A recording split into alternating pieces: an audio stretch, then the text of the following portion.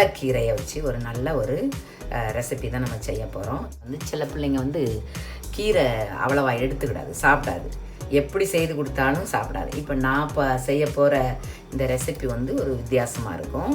ஆமாம், இது டேஸ்ட்டாக இருக்கும். குழந்தைங்க நீங்கள் அடிக்கடி செய்ய சொல்கிற மாதிரி இந்த ரெசிபி இருக்கும். மாதிரி நறுக்கி வச்சுக்கோங்க.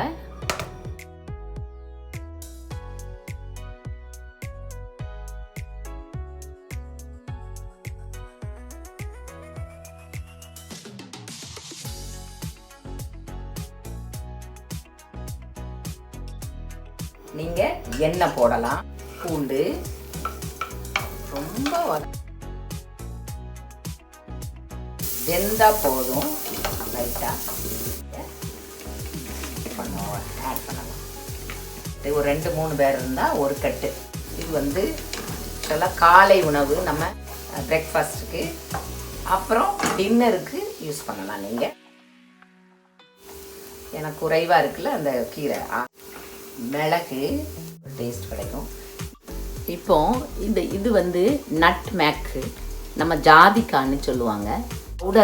பவுடர் இந்த பவுடர் ஒரு நல்ல ஃப்ளேவரை கொடுக்கும்.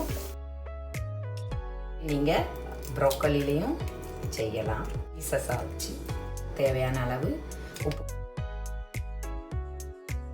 மிக்ஸ் பண்ணி நீங்கள் செய்யும்போது எந்த டிஷ்ஷுமே ரிச்சாக இருக்கும்.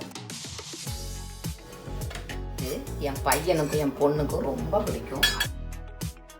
சீஸ் இல்லாமலும் நீங்கள் செய்யலாம். அடுப்பை ஸ்லோவாக வச்சுக்கோ, கவர் பண்ணி.